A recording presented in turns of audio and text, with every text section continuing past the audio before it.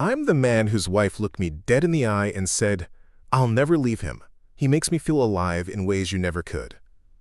Her lover sat beside her on my couch, smirking like he'd already won. They thought I'd break down, beg, maybe even walk away quietly like the fool they believed I was. What they didn't know was that I'd spent the last 6 months building something they couldn't see, preparing for the moment when their arrogance would become their downfall. By the time he realized who he'd actually gotten involved with, it was already too late. She begged me to fix what I'd broken, but I just smiled and said, "You wanted him so badly. Now let's see if he wants you when there's nothing left to take." They thought this was about love. It was never about love. It was about power. And I'd just taken all of it back. Before we jump back in, tell us where you're tuning in from, and if this story touches you, make sure you're subscribed, because tomorrow, I've saved something extra special for you. The living room felt smaller than usual that evening, like the walls had decided to close in just for this moment. I stood in the doorway, keys still in my hand, briefcase heavy against my leg. The scene in front of me was so perfectly staged it almost felt rehearsed. My wife, Olivia, sat on the leather couch I'd paid off 3 years ago. Beside her, close enough that their thighs touched, was a man I'd never seen before. Tall, well-dressed, the kind of confident that comes from never having to build anything yourself. "Jonathan," Olivia said, her voice steady, almost bored. "We need to talk." I set my briefcase down slowly. The clock on the wall ticked, each second stretching out like taffy. I knew this conversation was coming. I'd known for months. But knowing something and experiencing it are two very different things. "Who's this?" I asked, though I already knew the answer. The man extended his hand with a smile that didn't reach his eyes. Trevor Ashford. I believe we have some things to discuss." I didn't shake his hand, just looked at it, hanging there in the air between us, until he pulled it back. Olivia leaned forward, elbows on her knees, fingers laced together like she was about to deliver a business presentation. "Jonathan, I'm not happy. I haven't been happy for a long time. Trevor and I have been seeing each other for 8 months now, and I've made a decision. 8 months. The number hung in the air like smoke. 8 months of late nights she claimed were work events. 8 months of weekend trips to visit her sister in Portland. 8 months of me coming home to an empty house, eating dinner alone, wondering when things had gotten so cold between us. "I see," I said quietly. Trevor shifted on the couch, clearly enjoying this more than he should. "Look, man, no hard feelings. These things happen. Olivia and I just connected on a level that, well, I'm sure you understand." I turned my gaze to him fully for the first time. He had that look about him, the kind of guy who'd never been told no in his life. Designer watch, perfectly tailored suit, hairstyled with product that probably cost more than my weekly groceries. Everything about him screamed money, but not the kind you earn. The kind you inherit. "Jonathan," Olivia continued, her voice taking on that edge I'd heard so many times before, "I'm not asking for permission. I'm telling you how this is going to be. I'm staying in this house. Trevor and I are together now. You can either accept that, and we can figure out some arrangement, or you can make this difficult. But either way, I'm not leaving him." The words landed like punches, each one calculated for maximum impact. This wasn't a confession. This wasn't even an apology. This was a declaration of war, delivered with the casual cruelty of someone who thought they'd already won. "You're serious," I said, not as a question, just a statement of fact. "Completely," Olivia replied. She reached over and took Trevor's hand, intertwining their fingers like she was making a point. "He makes me feel alive in ways you never could. I'm not going to apologize for choosing happiness." Trevor squeezed her hand and smiled at me. Actually smiled. She deserves to be with someone who appreciates her, you know? Someone who can give her the life she wants. I stood there for a long moment, just watching them. They looked so pleased with themselves, so certain that they'd thought of everything. Olivia had always been good at that. Planning, strategizing, making sure she had all her bases covered. She'd probably rehearsed this conversation a dozen times in her head, anticipated every reaction I might have. But what she hadn't anticipated, what neither of them could possibly know, was that I'd been preparing too. 6 months ago, I'd noticed the first sign. A text message that appeared on her phone during dinner, just a glimpse before she snatched it away. The name had been saved as L. Patterson, but the message had been far too familiar for a work contact. After that, I started paying attention. Not obsessively, not frantically, just carefully. I watched the patterns emerge like constellations in a night sky. The late nights became predictable. The weekend trips followed a schedule. The credit card statement showed purchases that didn't match her stories. And slowly, quietly, I started to document everything. Not because I wanted to catch her, because I wanted to be ready when she finally made her move. 3 months ago, I'd hired someone. Not a private investigator, those leave too many traces. Instead, I'd found a forensic accountant named Patricia Chin through a colleague who'd gone through his own messy separation. Patricia was thorough, discreet, and utterly professional. She didn't ask questions about my marriage. She just asked what I needed to know. Financial entanglement, she'd said during our first meeting at a coffee shop in Bellingham, 40 miles from home. That's what holds most relationships together longer than love does. You want to know where you're vulnerable, where she can hurt you, and where you have leverage. I can map that for you. Over the next 12 weeks, Patricia had done exactly that. She'd traced every joint account, every shared asset, every financial thread that connected Olivia and me. But more importantly, she'd found something I hadn't expected. Trevor Ashford wasn't just some random guy Olivia had met at a conference. He was connected to my business in ways that made this whole situation infinitely more complicated and infinitely more dangerous.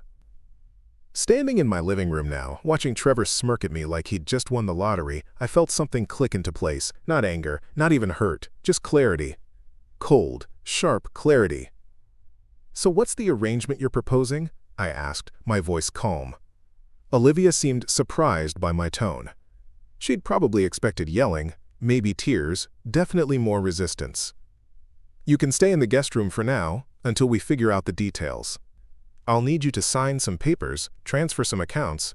We can keep it civil if you cooperate." "Papers," I repeated.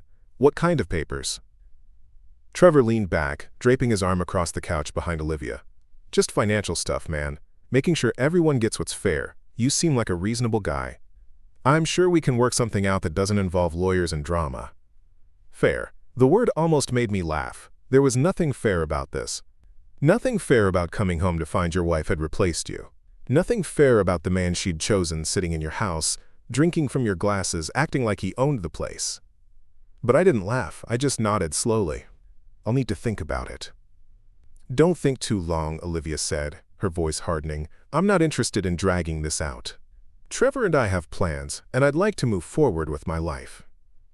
"Of course," I said. "I understand completely." I picked up my briefcase and walked toward the stairs. Behind me, I heard them start talking in low voices, probably congratulating themselves on how well that went. Probably relieved I hadn't made a scene. They had no idea that the scene hadn't even started yet. In the guest room upstairs, I closed the door and sat on the edge of the bed. My hands were steady. My breathing was calm. I pulled out my phone and opened an encrypted messaging app I'd installed 2 months ago. There was one contact saved in it. Just a single initial. P. I typed 3 words. "It's time now." The response came back in less than 30 seconds. "Understood. Phase 1 initiated." I set the phone down and looked around the guest room. Bare walls, generic furniture, nothing personal. It felt appropriate somehow. This room had always been for visitors, for people passing through. Now it was mine, at least temporarily. But temporary was all I needed. Downstairs I could hear laughter. Olivia's high, bright laugh that she only used when she wanted something. Trevor's deeper chuckle, performative and loud. They were celebrating. Toasting their future, probably. Planning their next steps. Let them plan, I thought. Let them feel victorious. Let them think they'd won. Because in 24 hours, Trevor Ashford was going to start experiencing problems he couldn't solve with money or charm. In 48 hours, Olivia was going to realize that the man she'd chosen over me wasn't quite what he seemed. And in 72 hours, they were both going to understand that I hadn't been silent because I was weak. I'd been silent because I was preparing. I stood and walked to the window. Outside, the sun was setting over Tacoma, painting the sky in shades of orange and red. Somewhere in this city, Patricia was already moving pieces into place, Bank accounts were being flagged. Corporate records were being reviewed. Digital trails were being traced. Preparing and narrating this story took us a lot of time, so if you are enjoying it, subscribe to our channel. It means a lot to us. Now back to the story. And Trevor Ashford, who thought he'd stolen my wife, had no idea that he'd actually walked straight into a trap I'd been building for months. I smiled, just a little. Not from happiness, from anticipation. They wanted war. I was about to give them one they'd never forget. The first time I met Olivia was at a networking event in downtown Seattle, 7 years ago. She'd been working in marketing for a tech startup that eventually folded, and I'd been climbing the ladder at North Point Financial Group, a mid-sized investment firm that specialized in helping small businesses secure funding. She was magnetic that night, all sharp wit and confidence, the kind of person who could walk into a room and immediately become its center. We dated for 8 months before I proposed. Looking back now, I realize I'd been the one doing most of the chasing. She'd been interested, sure, but in that casual way someone is interested in a hobby they might pick up if it's convenient. I'd been all in from the start, rearranging my schedule to match hers, driving across the city for dinner dates, sending flowers to her office just because. The wedding was small, just family and close friends, held at a vineyard in Woodinville. Her parents were there, polite but distant. Her father, Richard, had made his opinions clear during a conversation we'd had the night before the ceremony.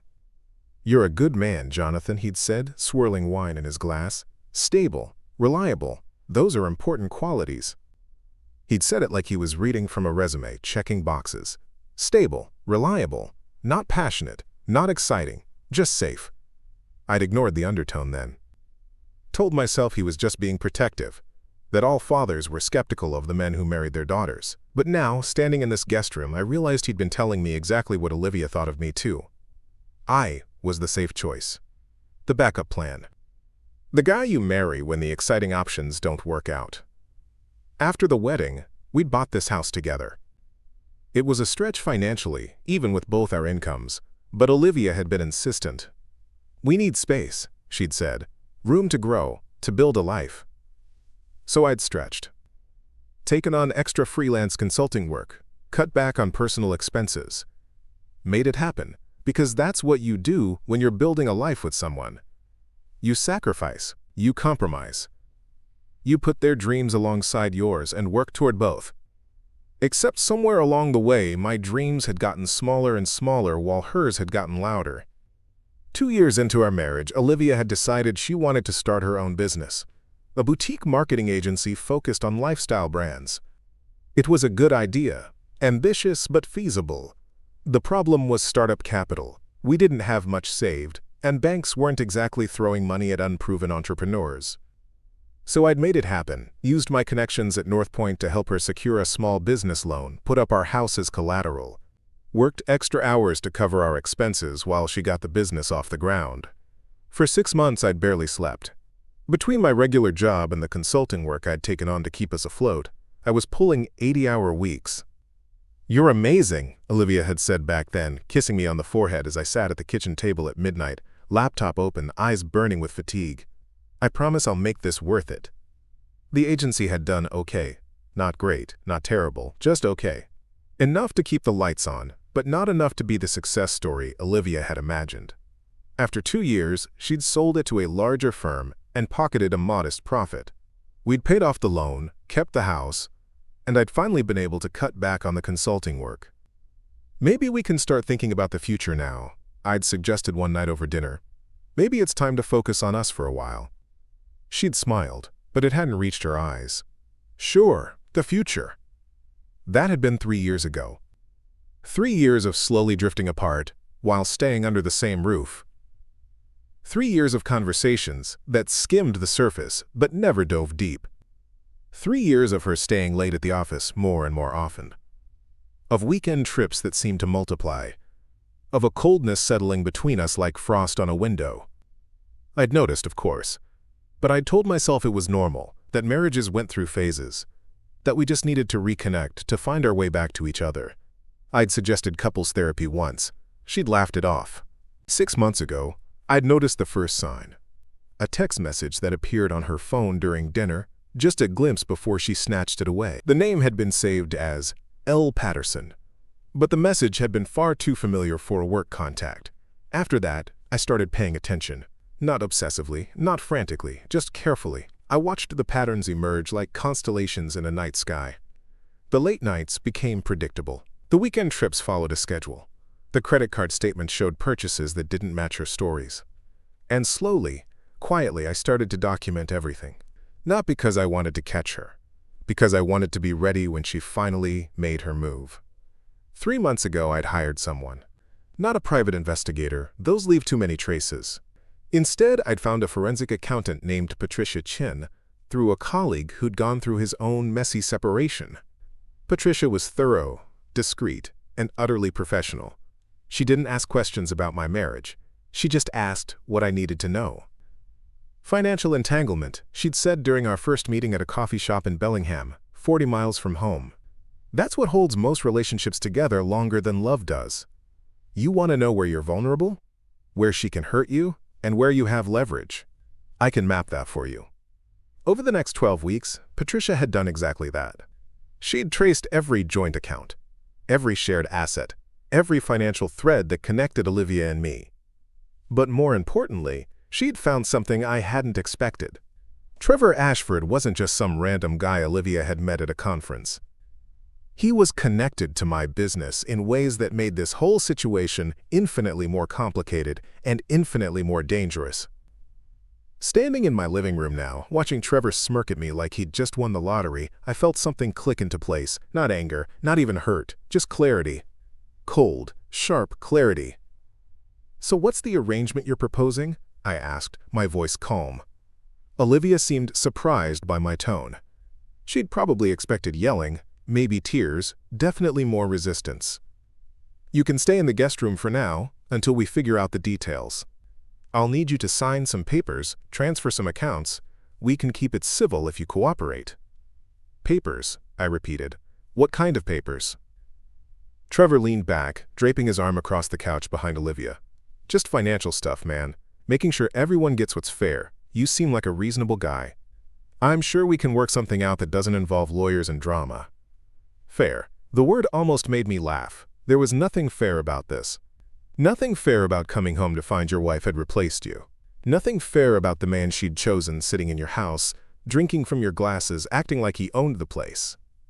But I didn't laugh. I just nodded slowly. "I'll need to think about it." "Don't think too long," Olivia said, her voice hardening. "I'm not interested in dragging this out. Trevor and I have plans, and I'd like to move forward with my life." "Of course," I said. "I understand completely."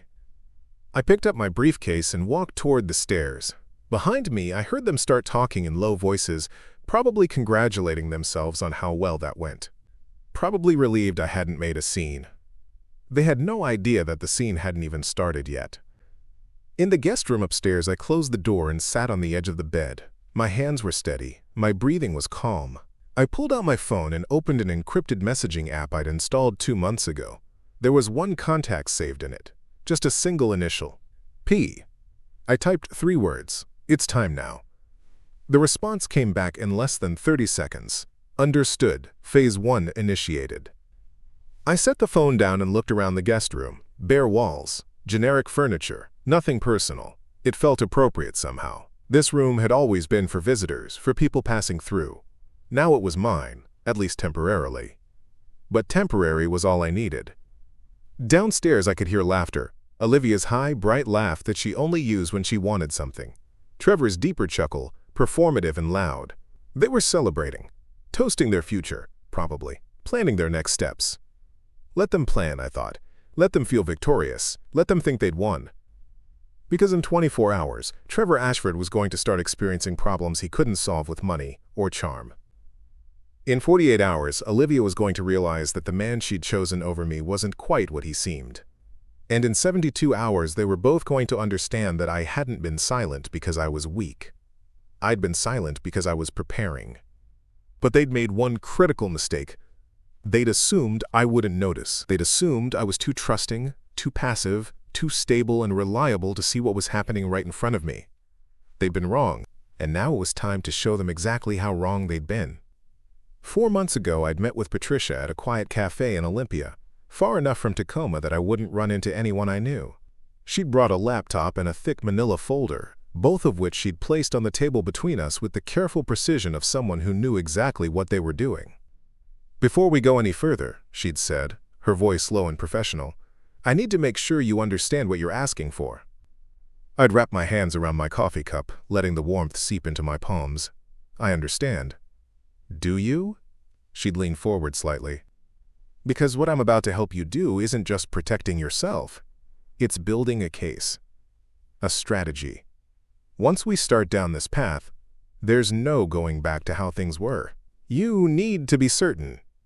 I'd looked out the window for a long moment, watching rain streak down the glass.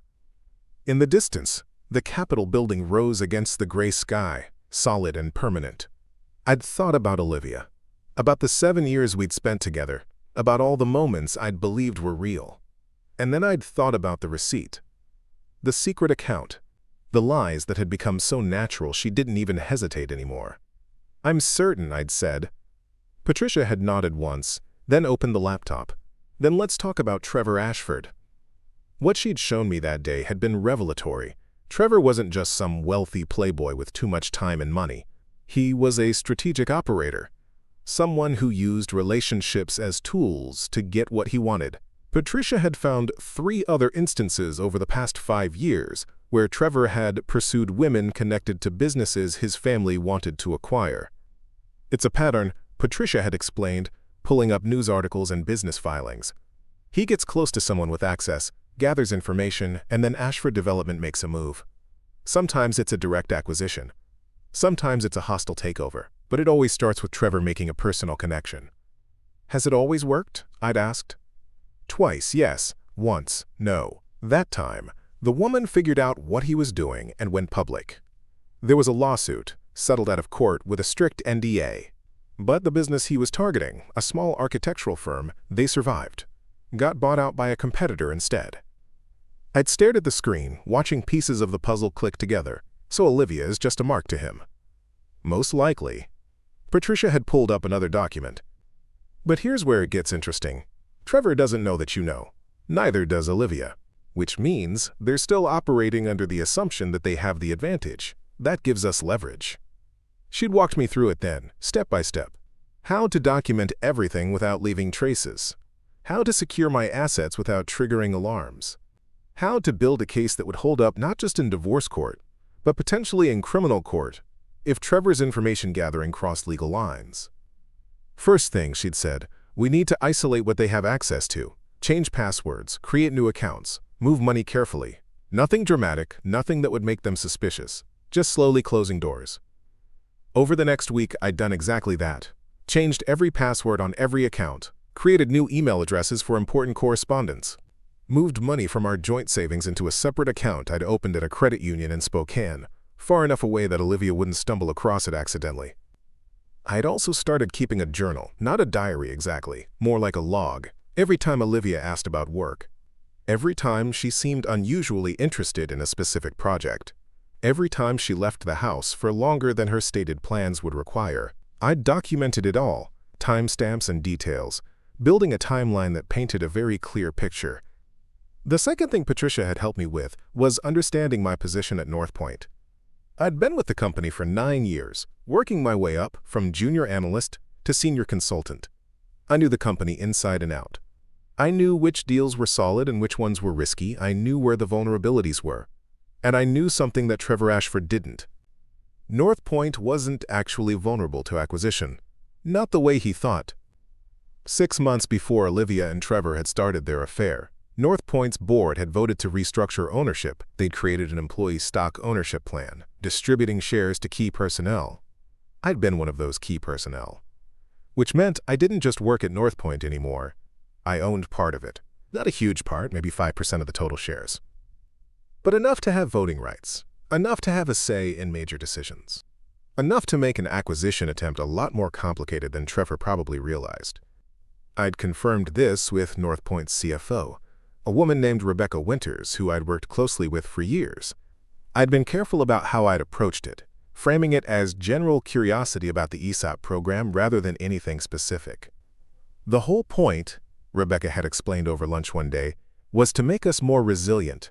If someone tries to buy us out, they can't just negotiate with the board anymore. They have to convince the employee owners too.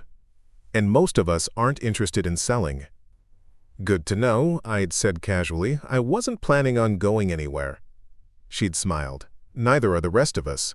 We've built something good here. No reason to let someone tear it apart. The third thing Patricia and I had worked on was the most delicate, evidence of Olivia's affair that would hold up legally. Washington was a no-fault divorce state, which meant the affair itself wouldn't matter much in terms of asset division. But what would matter was if Olivia had used marital funds to support the affair, and if Trevor had used the affair to gain access to proprietary business information. Patricia had been thorough. She'd traced every dinner, every hotel room, every gift. She'd matched them to withdrawals from our joint account. She'd even found emails on a cloud backup Olivia had forgotten to secure, messages between her and Trevor that discussed my work in ways that went far beyond casual pillow talk. This is corporate espionage territory, Patricia had said during one of our meetings. If Trevor used information Olivia gave him to make business decisions, that's illegal. And if Olivia knowingly participated, she's liable too. What would that mean for her? I'd asked. Legally? Depends on what they actually did with the information. But in terms of the divorce, it means she loses any claim to the moral high ground. It means a judge is going to look very carefully at how she's behaved. And it means you have significant leverage. I'd thought about that word, leverage. It felt cold, calculating. But wasn't that what this had become? A calculation. A chess game where I'd finally realized I was playing and needed to start thinking several moves ahead. The final piece of the foundation Patricia and I had built was the simplest but most important. A paper trail that showed exactly who I was and what I'd contributed to the marriage. Tax returns that proved I'd been the primary earner for most of our relationship. Loan documents showing I'd co-signed for Olivia's business. Bank statements demonstrating that I'd covered household expenses while she'd built her agency. You want to establish that you were the stable foundation, Patricia had explained, that you sacrificed for her dreams, that you made her success possible. Because when this goes to court, the narrative matters. And right now the narrative is that you were a devoted husband who got blindsided by a wife who was planning her exit for months while draining marital assets to support an affair. I'd looked at all the documents spread across Patricia's desk during our last meeting before tonight's confrontation. It had felt surreal, seeing my marriage reduced to bank statements and text message logs. But it had also felt clarifying, like finally understanding the rules of a game I'd been playing wrong for years. One more thing, Patricia had said as I'd been leaving. When this happens, when you confront them, they're going to try to make you feel guilty. They're going to say you're overreacting, that you're being vindictive. Don't let them rewrite the story. You didn't create this situation. You're just refusing to be a victim in it. Now, sitting in the guest room with my phone in my hand and Patricia's three-word confirmation on the screen, I understood what she'd meant. Olivia and Trevor thought they'd won. They thought I was going to quietly accept my new role as the discarded husband, sign whatever papers they put in front of me, and fade away into whatever life they'd decided I deserved. They had no idea that every piece was already in motion, that bank accounts were already frozen, that corporate security at North Point was already reviewing access logs, that attorneys were already drafting documents that would turn their victory celebration into a legal nightmare. I stood and walked to the window again. Downstairs, the laughter had quieted. Maybe they'd opened a bottle of wine. Maybe they were planning their next steps. Maybe Trevor was already thinking about how to leverage whatever information Olivia had given him. Let them plan. Let them celebrate. Let them feel safe. Because tomorrow morning, Trevor Ashford was going to wake up to find that his family's lawyers had some very pointed questions about his relationship with Olivia and what information might have changed hands. And Olivia was going to discover that the joint accounts she'd been counting on had been legally frozen pending an investigation into asset dissipation. I'd spent months building this foundation. Now it was time to see if it would hold the weight of what came next. The living room smelled like expensive cologne and cheap decisions.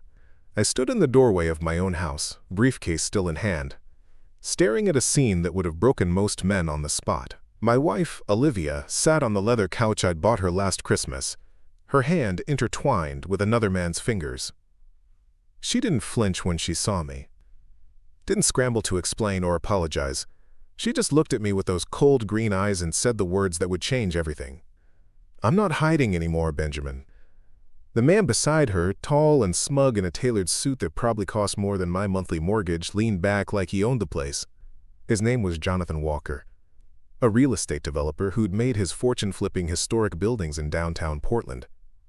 I knew who he was. Everyone in the city did. What I hadn't known until 3 weeks ago was that he'd been flipping my wife too. "Ben," Olivia continued, her voice steady and devoid of remorse. "Jonathan and I are together now. Really together. I'm filing for divorce." I set my briefcase down slowly, buying myself time to control the tremor in my hands. Not from fear or heartbreak, from rage I couldn't afford to show. Not yet. "Just like that?" I asked quietly. Jonathan smirked. Actually smirked. "She's been unhappy for a long time, friend.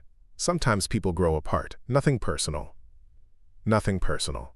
He was sitting on my couch, holding my wife's hand, dismantling my marriage. And it was nothing personal.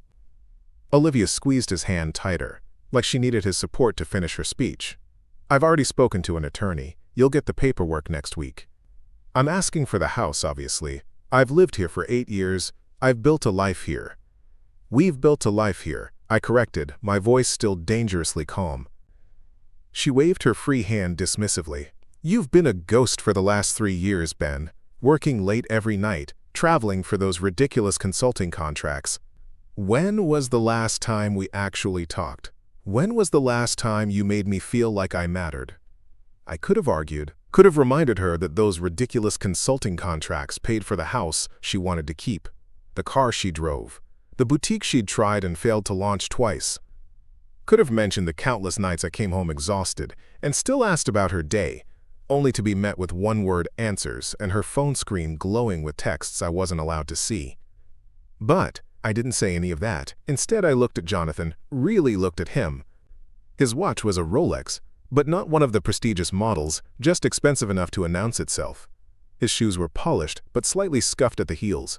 His smile was practiced, the kind worn by men who've spent their lives convincing people to sign documents they shouldn't. "How long?" I asked, directing the question at Olivia but keeping my eyes on Jonathan. She had the decency to hesitate. "Does it matter?" "Humor me." 8 months, she admitted. 8 months. I'd suspected for 6. The late-night texts she hid. The sudden interest in yoga classes that somehow always ran 2 hours long. The way she started dressing differently, wearing perfume on Tuesdays when she knew I worked from home on Wednesdays. 6 months ago, I'd hired someone. Not because I wanted to catch her, but because I needed to know exactly what I was dealing with. His name was Vincent Chen, a private investigator who specialized in marital cases. He'd given me everything. Photographs, text message records, hotel receipts, a timeline so detailed it could have been evidence in court. But I didn't want court. I wanted something better. Jonathan stood up, stretching like he'd just finished a satisfying meal.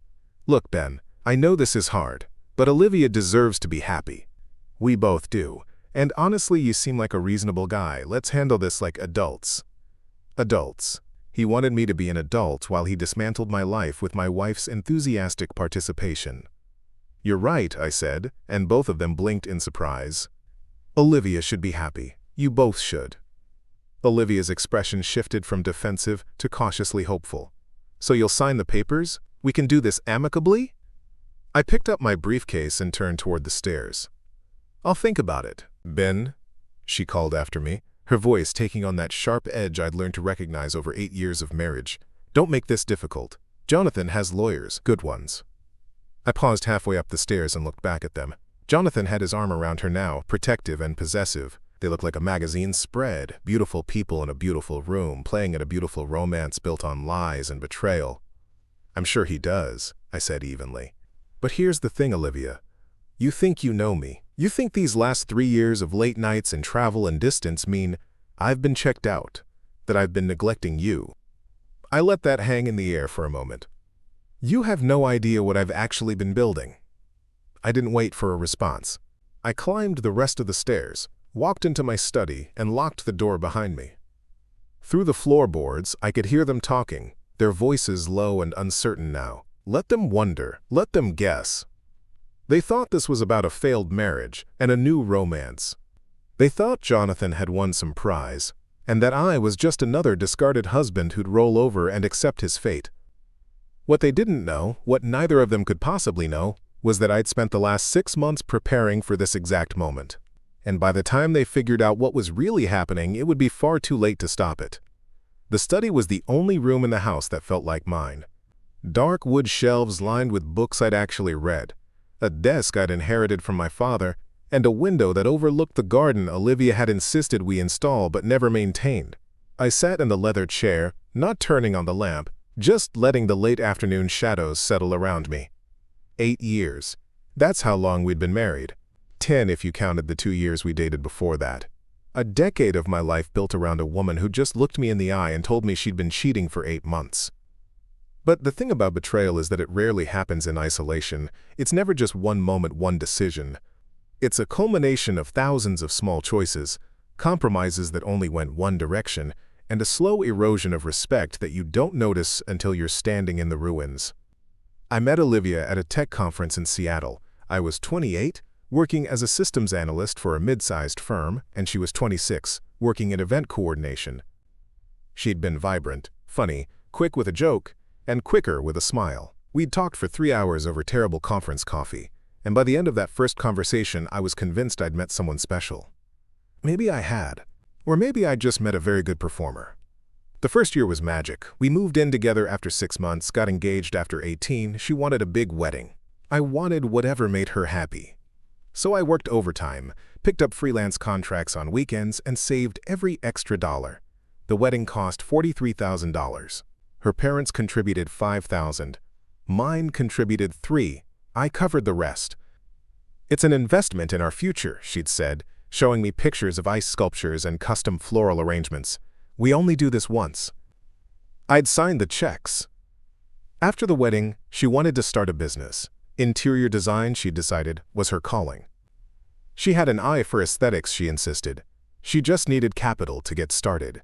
$25,000 for inventory, business registration, a small office space in the Pearl District. I'll pay you back, she'd promised. Once the clients start coming in, you'll see. The clients never came, or rather, they came once, looked at her prices and went elsewhere. After 8 months, she closed the business. I absorbed the losses. We didn't talk about it. Then it was a lifestyle blog, then a boutique candle company, then a wellness coaching certification that cost $12,000 and resulted in exactly 3 clients, all friends who never paid. Each time I worked more, took on additional consulting contracts, traveled to client sites in San Francisco, Denver, Austin, missed anniversaries and birthdays and quiet nights at home. Not because I wanted to, but because someone had to pay for the life Olivia wanted to live. And I'd loved her. Or at least, I'd loved who I thought she was. So I'd convinced myself that the sacrifices mattered, that we were building something together, that eventually she'd see how much I'd given and it would mean something. But somewhere along the way, my sacrifices stopped being appreciated and started being expected. The nice dinners out became routine. The weekend trips to wine country became boring. The house I'd bought, the one with the garden and the view, became just a place she was stuck in while I was always working. The house. 3 years ago, something shifted. She started going out more, coming home later. Started dressing differently, wearing makeup on random Tuesdays. Started looking at her phone with a small, secret smile that never appeared when she looked at me. I'd noticed. Of course I'd noticed. But I'd told myself I was being paranoid, that my long hours were making me suspicious. I'd tried talking to her about it. "Are you happy?" I'd asked one night over dinner. She'd barely looked up from her phone. What kind of question is that? An honest one. "I'm fine, Ben. You worry too much."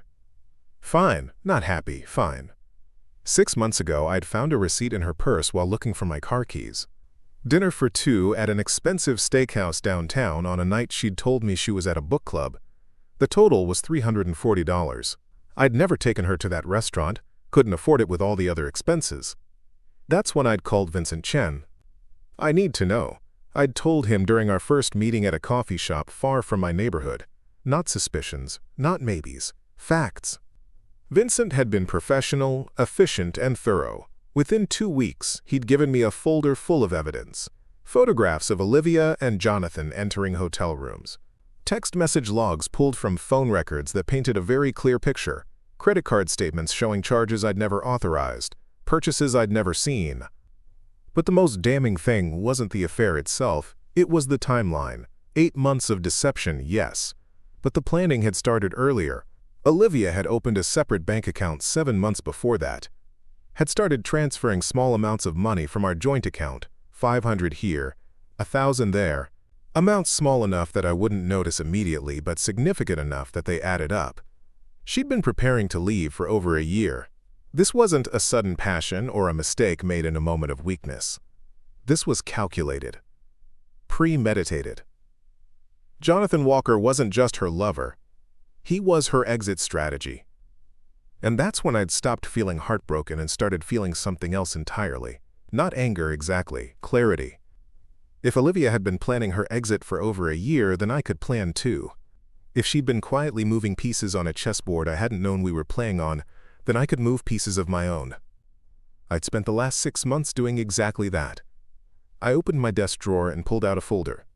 Inside were documents Vincent had prepared, accounts I'd set up, conversations I'd had with people Olivia had never met. Every piece carefully placed, every step carefully planned. Downstairs I could hear them laughing. Celebrating probably. Toasting their freedom, their future, their victory over the boring husband who'd never seen them coming. Let them celebrate. Let them think they'd won. They had no idea the game had just begun. The room grew darker as evening settled in, but I didn't turn on the lights. I sat at my desk with the folder open in front of me, methodically reviewing every document, every detail, every piece of the foundation I'd spent 6 months building. People think preparation is about reacting to betrayal after it happens. They're wrong. Real preparation happens when you see the betrayal coming but choose to watch it unfold, to let your opponent think they're winning while you're actually 3 moves ahead. Vincent Chen had been the first piece. The private investigator had given me more than just evidence of the affair. He'd given me a complete profile of Jonathan Walker. On the surface, Jonathan looked impressive. Walker Development Group had completed 17 projects in the Portland metro area over the past 5 years. Shopping centers, mixed-use buildings, a few residential complexes. He drove a Tesla, wore expensive suits, and talked a good game at charity functions and city council meetings. But Vincent had dug deeper. "Your wife's boyfriend has a problem," Vincent had told me during our 3rd meeting, sliding another folder across the table. "He's leveraged to the breaking point." I'd opened the folder to find financial records that told a very different story than Jonathan's public persona. Walker Development Group was drowning in debt. 3 of his projects had gone significantly over budget. 2 were facing construction delays that were bleeding money by the day. He had loans from 4 different banks, all of them with increasingly aggressive repayment terms. "He's projecting wealth he doesn't actually have," Vincent had explained. "The Tesla is leased. The watch is real but bought on credit. His company has maybe 6 months of runway left before everything collapses." That's when I'd understood what Jonathan really saw in Olivia. It wasn't love. It wasn't even attraction, though I'm sure that played a part. It was the house, the stability, the life I'd built that appeared, from the outside, to be comfortable and secure. He wasn't stealing my wife, he was trying to steal my resources. But what neither of them knew, what I'd been careful to keep hidden, was that I wasn't just a systems analyst working late nights for modest consulting fees. That was the identity I'd maintained, the simple narrative that kept everyone from asking too many questions. The truth was more complicated. 5 years ago, I designed a software platform for supply chain optimization. Nothing flashy, nothing consumer-facing. Just elegant code that helped mid-sized companies reduce inventory costs and improve logistics efficiency. I'd built it on my own time, tested it with a few clients who'd been willing to take a chance, and quietly proven that it worked. 3 years ago, I'd sold that platform to a tech company based in San Jose for $8 million. I hadn't told Olivia, not about the sale, not about the money. I'd watched her spend and scheme and plan her boutique businesses, and I'd made a decision. If our marriage survived, I'd eventually tell her. If it didn't, well, I'd protected myself. The money had gone into accounts she didn't know existed. Trusts established under my mother's maiden name. Investment portfolios managed by a firm in Seattle that had no connection to our life in Portland. The statements went to a private mailbox I'd rented specifically for this purpose. For 3 years, I'd continued working my regular job, taking my consulting contracts, maintaining the appearance of a man earning a comfortable but unremarkable salary, Meanwhile, the $8 million had grown to just over $11 million through careful investments. When Vincent had confirmed the affair, I'd known exactly what to do next. I'd called a lawyer named Patricia Brennan, someone who specialized in complex asset protection and divorce cases. She'd listened to my situation with a kind of calm expertise that suggested she'd heard it all before. "You kept the assets completely separate?" she'd asked. "Everything. Different accounts. Different names on the trusts. No paper trail connecting them to our marriage." Smart. Oregon is an equitable distribution state. But if she doesn't know about assets acquired before or during the marriage through separate means, and if you've kept them genuinely separate, then they're not marital property. I'd spent 2 months working with Patricia, documenting everything, ensuring every legal protection was in place. The house Olivia wanted? It was titled in my name alone. I'd bought it before we married, and despite her assumptions, she had no legal claim to it beyond whatever a judge might award in the divorce. The joint accounts she'd been quietly draining, they contained exactly $37,000. Enough to look legitimate, but a fraction of what I actually controlled. But that was just defense. I needed offense too. That's where the second part of my preparation came in. I'd reached out to contacts I'd made over the years, people who knew Portland's business community better than I did. I'd asked subtle questions about Jonathan Walker and his developments. I'd learned about the banks growing impatient with his delays, the subcontractors threatening liens, the permits he was scrambling to renew. And then I'd made some investments of my own. Through a shell corporation I'd established, I'd quietly bought debt. Not Jonathan's debt directly, that would have been too obvious. But I'd purchased stakes in 2 of the loans his company had taken out, buying them from smaller lenders who were happy to offload risky assets to someone willing to pay cash.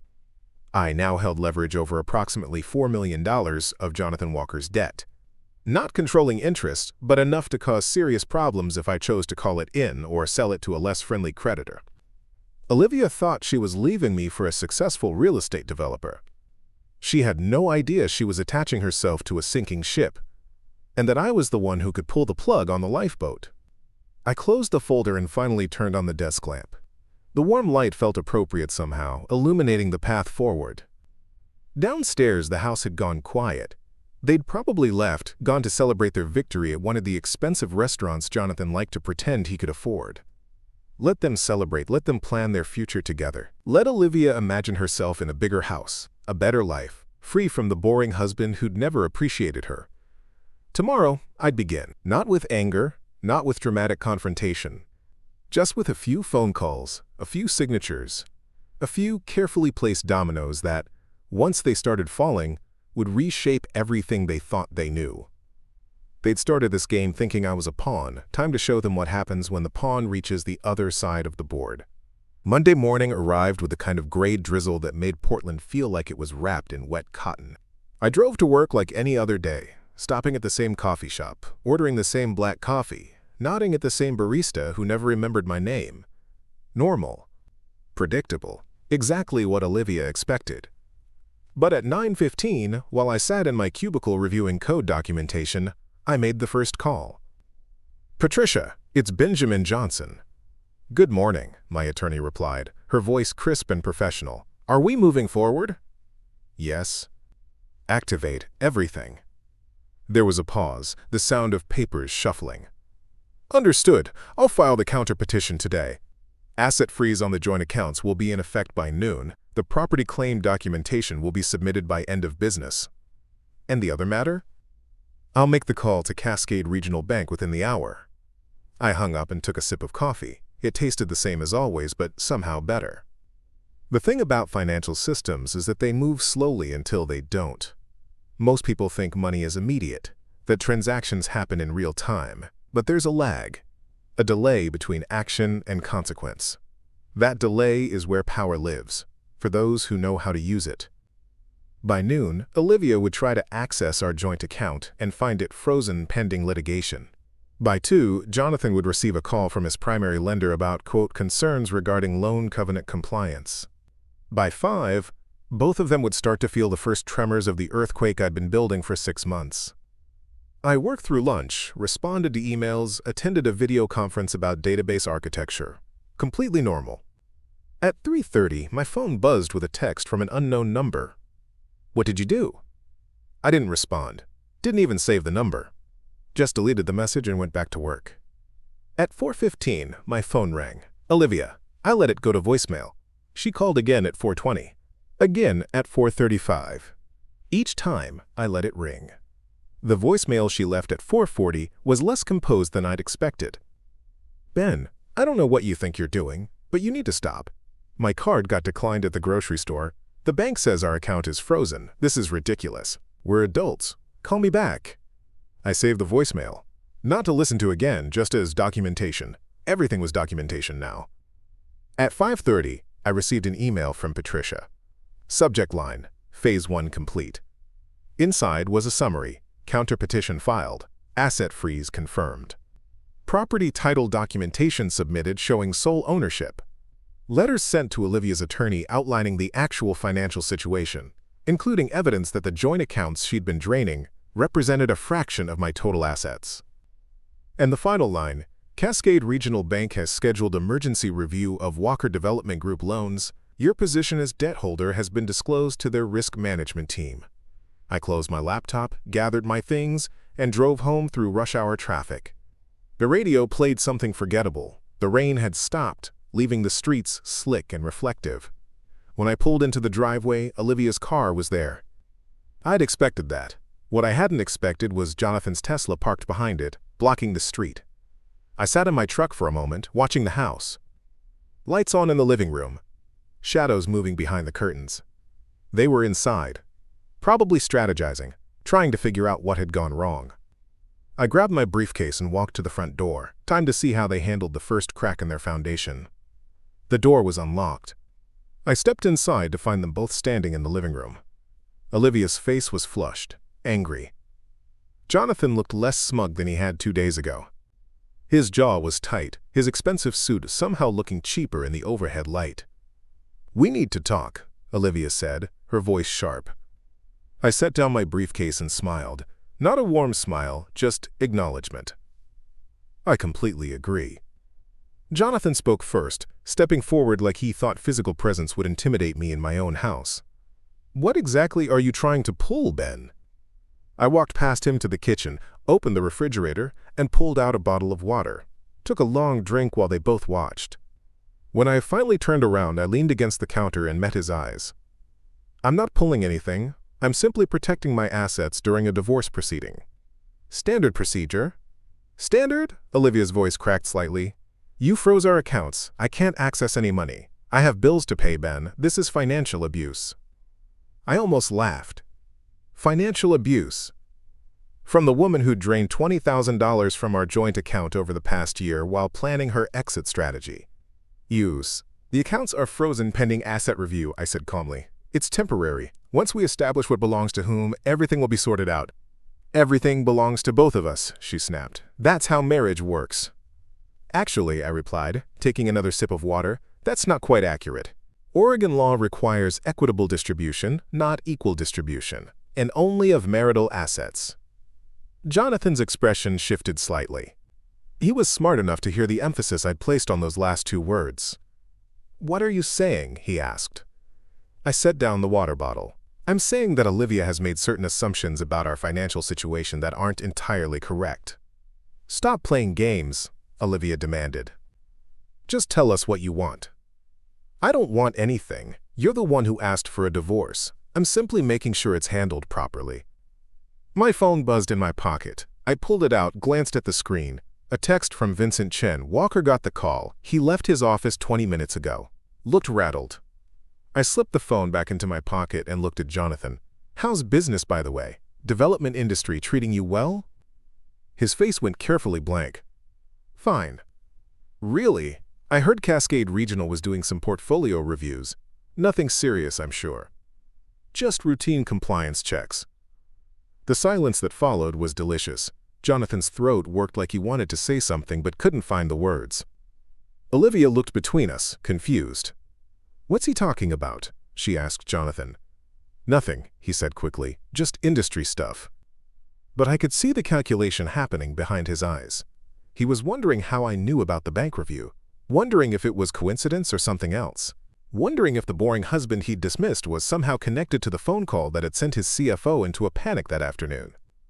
"Ben," Olivia said, her tone shifting from anger to something almost pleading, "we don't have to make this ugly. We can work something out. Be reasonable."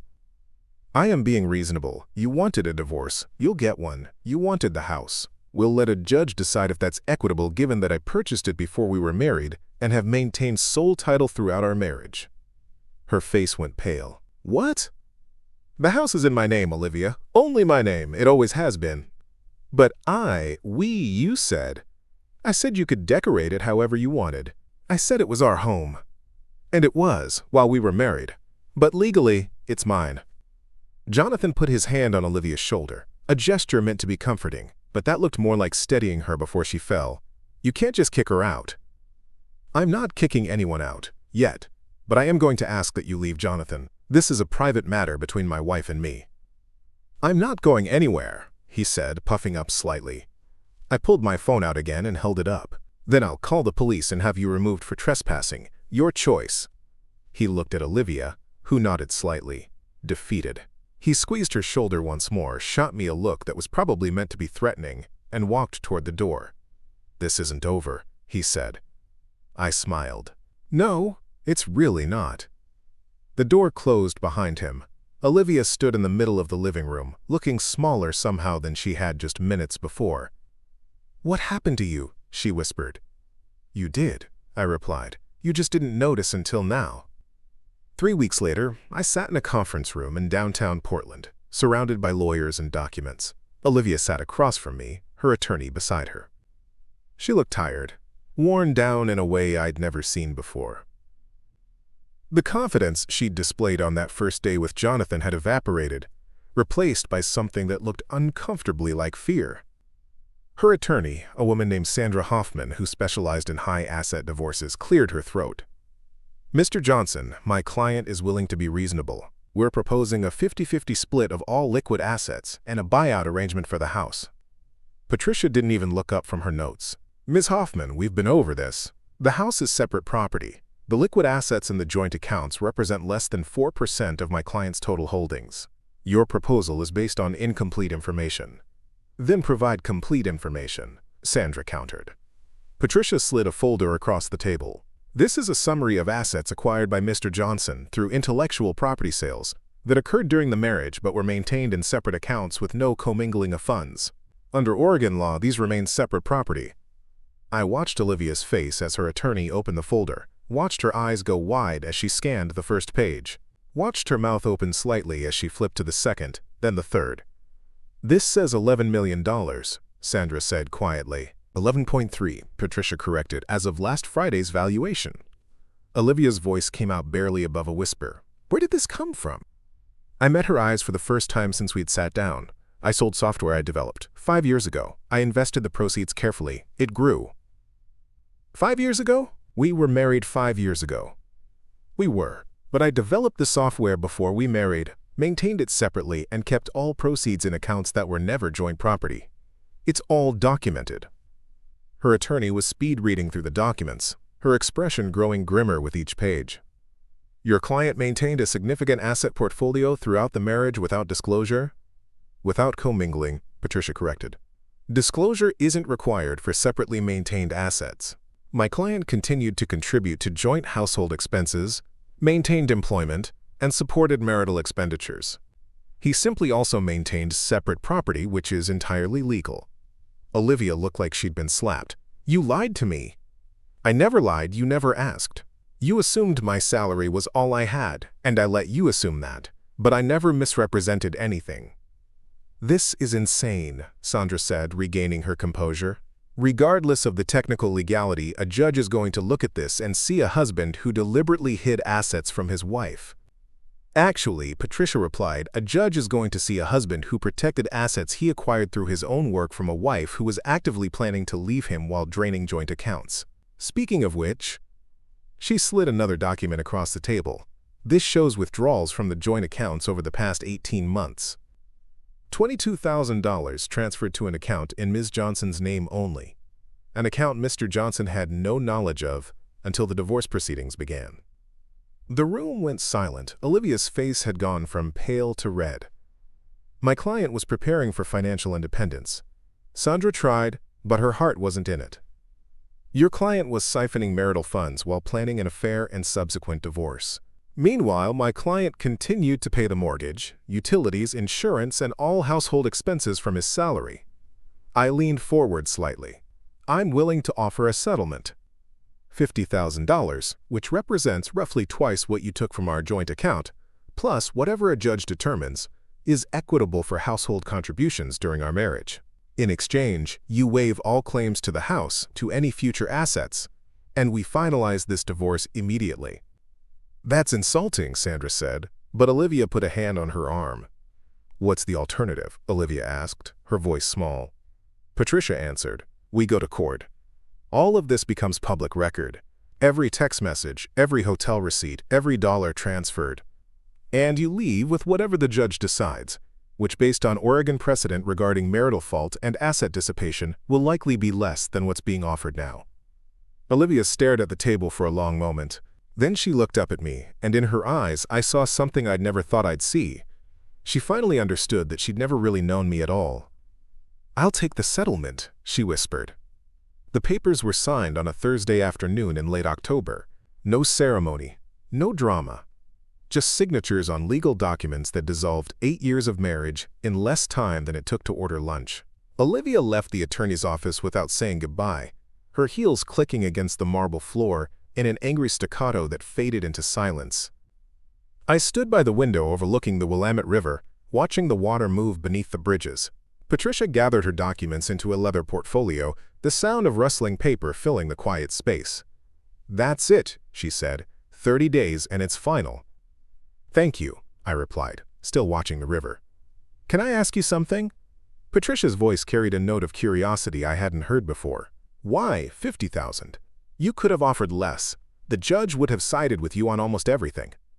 I turned from the window. Because I'm not trying to destroy her. I'm just done being the person she could take from without consequence. Patricia nodded slowly. For what it's worth, you handled this better than most. A lot of people in your position would have burned everything down just to watch it burn. That's not justice. That's just cruelty wearing a different mask. She smiled slightly. Your ex-wife is lucky you see it that way, though I doubt she feels lucky right now. After Patricia left, I sat alone in the conference room for a few more minutes. My phone buzzed with a message from Vincent Chen. Walker Development Group filed for Chapter 11 this morning, thought you'd want to know.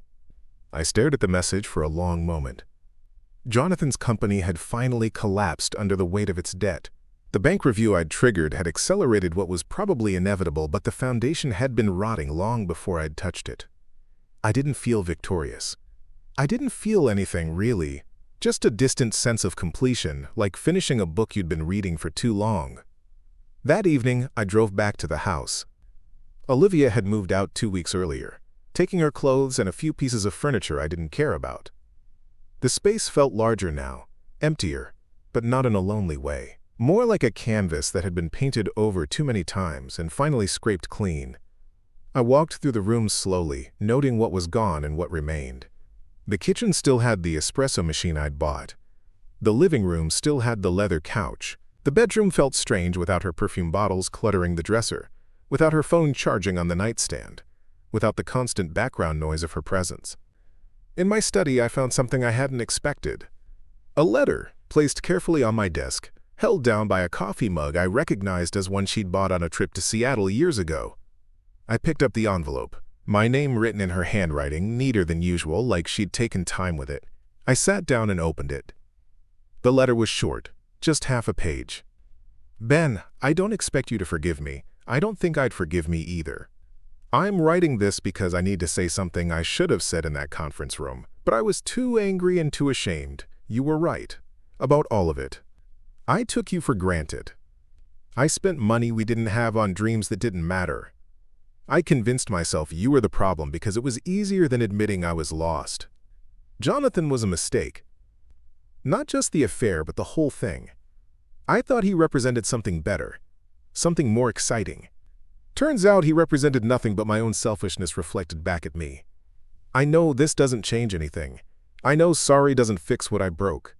But you deserved better than what I gave you, and I'm sorry it took losing everything to see that. I hope you find someone who sees what I couldn't. Olivia. I read it twice, then folded it carefully and placed it in a drawer, not to save it exactly, just to put it somewhere it wouldn't be in my way. My phone rang. A number I didn't recognize. I almost didn't answer, but something made me pick up. Mr. Johnson, a woman's voice, professional and warm. This is Rachel Kim from Summit Technologies. We received your resume last month, and we'd like to discuss a senior architect position. Are you still interested? I looked around the empty study, at the clean desk, at the space that was finally, completely mine. Yes, I said. I'm very interested. 5 months after the divorce was finalized, I stood on the deck of a cabin I'd rented in the Columbia River Gorge. The air smelled like pine and morning mist, crisp enough to make my coffee steam against the cold.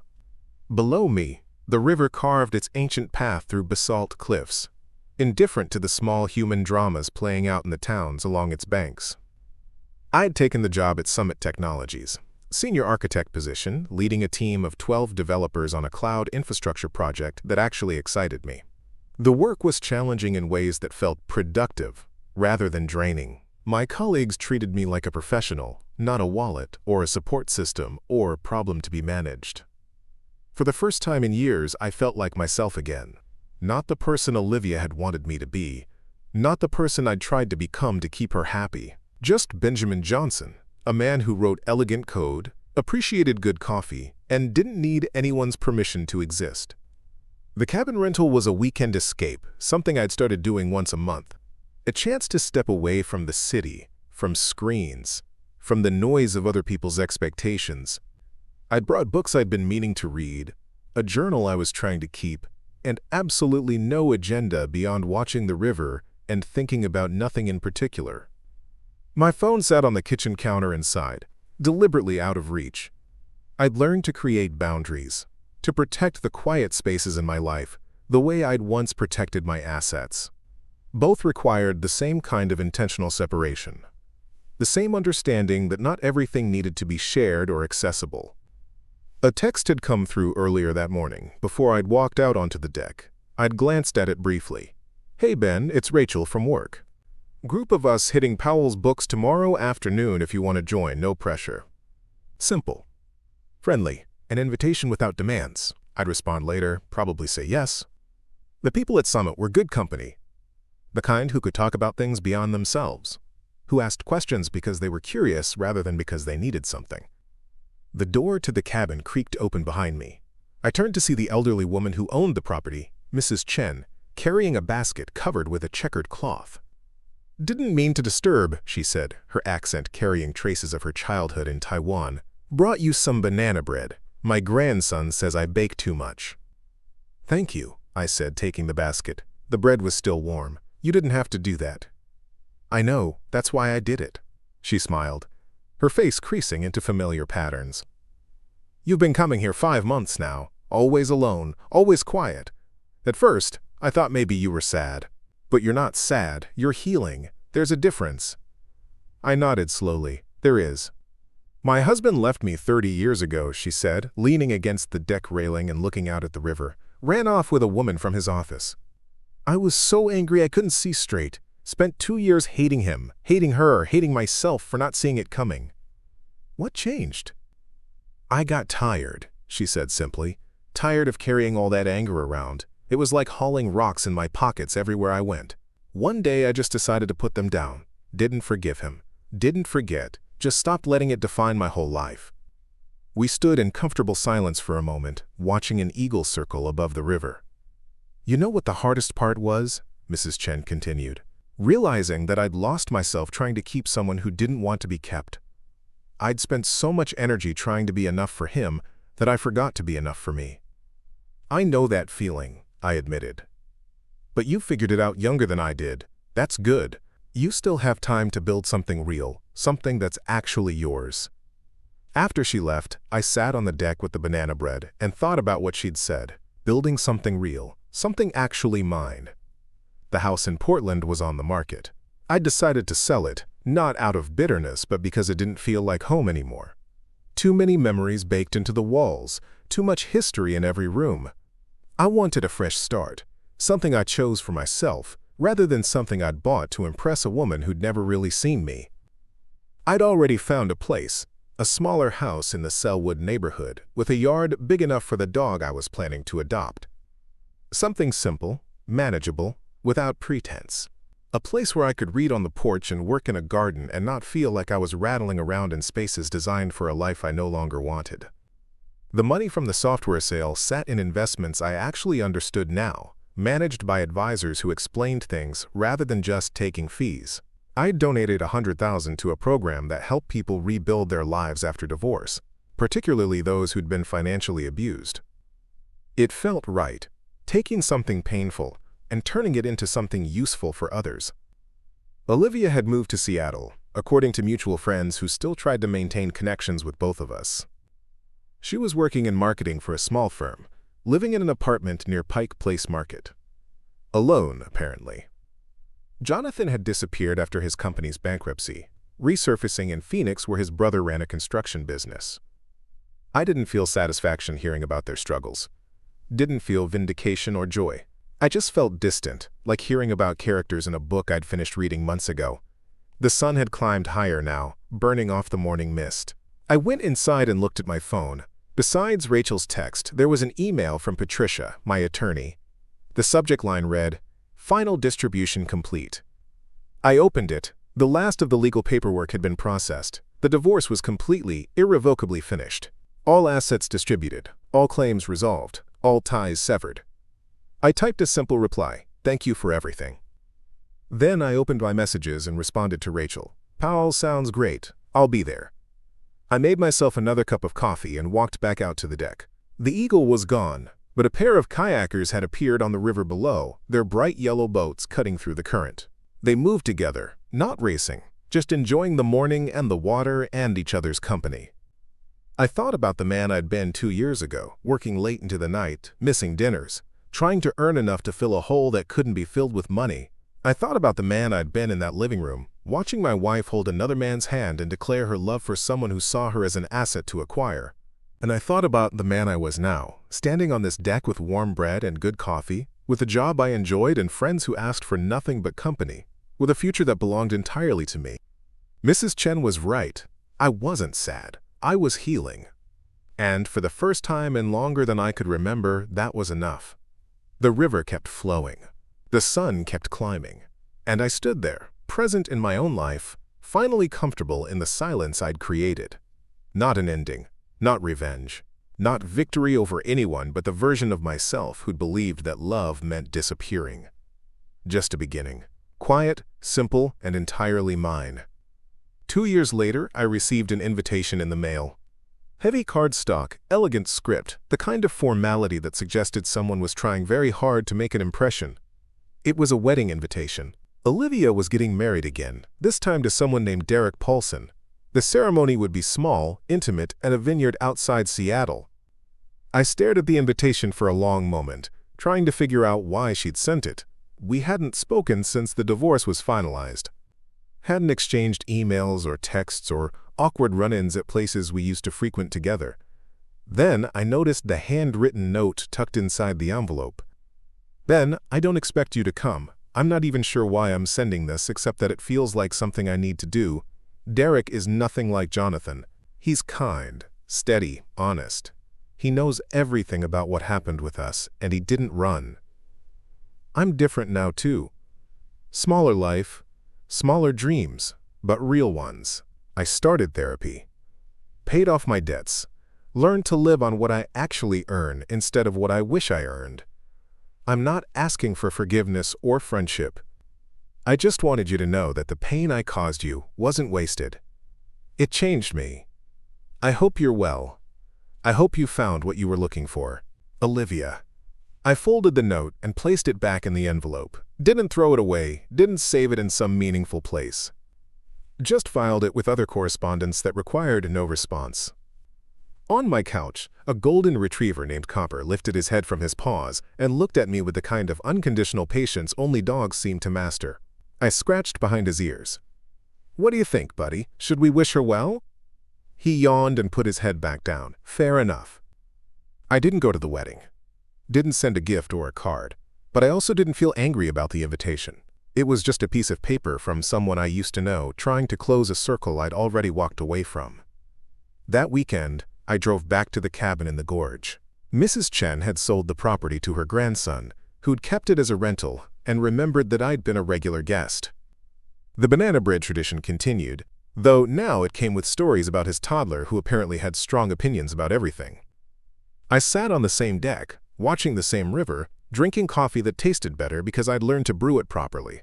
My phone stayed inside. The invitation stayed in Portland. And I stayed exactly where I was, in a life I'd built intentionally, carefully, without needing anyone's permission or approval or validation. The river flowed. The sun rose, and I was finally, completely, at peace with the man I'd become. Not because I'd won anything, or proven anything, or destroyed anyone, simply because I'd learned the hardest lesson of all, that the only person who needed to see my worth was me. Everything else was just noise. Up next, you've got 2 more standout stories right on your screen. If this one hit the mark, you won't want to pass these up. Just click and check them out. And don't forget to subscribe and turn on the notification bell so you don't miss any upload from us.